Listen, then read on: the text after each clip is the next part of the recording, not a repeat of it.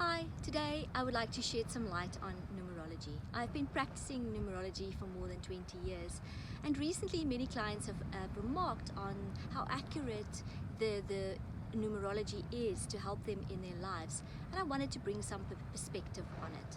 Now, numerology really is the study of the language of numbers. Everything in the universe is vibration and energy, and these numbers embody much of the energy and vibration of the universe. So every number has certain meanings, certain vibrations, and certain key messages that, if you can understand them, can shed a lot of light on your life path, on your talents and abilities, your destiny, your power number, and how you've come to serve in this life. Now, it's no accident that you were born on a certain day. And by looking at the number of your date of birth and also your name, for every letter in the alphabet is got a certain number. So by looking at the information in your date of birth and the information that's given by looking at the numbers in your name, you can have a chart that charts out a lot of your potentials, your gifts and abilities, your challenges, your life cycles, what your destiny is, what your power number is, and what lessons you have learned and which lessons you have not learned. Now, what I would like to really look at today is numerology looks at many of those aspects. But if you look at your life path that is made up, if you add up all the numbers of your date of birth, then you get your life path. And in numerology, it is understood that that life path governs about 50% of what you have come to learn in this life, how you've come to serve, and it gives quite a lot of insight in your talents and abilities and how you can bring these gifts to the world. So, for example, a baby that will be born on the 25th of this month, if you add 25, 2 and 5 is 7, plus 8 plus 20, then you get to 1910, and 1 and 9 is 10. And 1 and 0 is 1. So that is how you get your life path. You add up every number in your date of birth and you reduce it to a single digit. And so I want to look at the number 1 today. If you are a number 1 life path, this is definitely for you. I will be doing some videos on the other life paths so that you can understand how the numbers work. I just have to say that as in life, we need to be balanced. So the numbers also give an indication of how that number is underdeveloped. If you are not standing too strong in that number, where is the balance point, and when are you excessive in the number?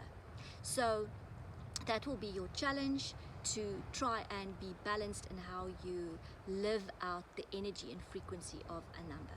So when we look at the number 1, if we look at it in a balanced way, then people who've come in a number 1 are those people who have come to lead. They need to be a leader. They are often those that are entrepreneurs, that are the CEOs of companies, and that have a very strong drive to lead others.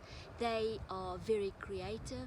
They know how to start things from nothing. They're very creative, and in the tarot, the number 1 is given as the magician, and they really can create many things out of almost nothing, just out of their own desire, their own drive, and their own creativity. So the lesson that the number 1 has to come and learn is how to be self-sufficient, how to stand in your own power, how to handle your own personal power, and how to be a leader in society. They are those people who need to initiate new projects. They often are very, very good in understanding the big picture, how to take something and make it a success. They often are very, very creative. They are inventive. They are the pioneers of this world. But their challenge really is, if they are overdeveloped and their 1 energy is too strong, they can be very egotistical and domineering, and they don't see other people's point of view. They only focus on themselves, and they want to be in the limelight, they want acknowledgement, and they want the accolades. That is if you are overdeveloped. But the highest interpretation of the number one life path is really the warrior, the one who fights for those who cannot fight for others. It's the activists maybe for the environment. It is those who fight for little children that are being abused. They often are very good in the military, as military leaders, as heads of companies. And so they are the protectors and the warriors. They've got a very, very strong masculine energy. If your energy in the one is underdeveloped, then it means that your lesson really is that you need to stand up for yourself, that you have to stand up against authority and be your own person. It can often be very difficult for people that are underdeveloped in the one energy to be alone. They want to always be with people because they don't want to feel alone. So the challenge is, can you be alone and can you be okay? Often it's very, very difficult for these people to work in partnerships, to be diplomatic, to listen to other people's point of view. So those are some of the challenges of the one energy. And that gives you an insight into some of your main lessons, because almost 50% of what you've come to learn in this life is, if your life path is a number one, will go about how do you stand in your own power, how do you lead, yet how do you do that? Do you do it from a higher consciousness perspective, where a leader realizes that the greatest leader is the one who follows and sometimes are able to put other people in the light?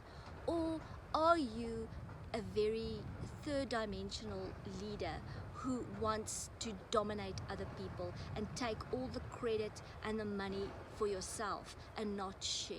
So that is just a little bit about the one energy. I will be making a video shortly on number two to see how these two interplay and what the lessons is around the number two energy. It was wonderful to be with you, and I'll see you in the next video.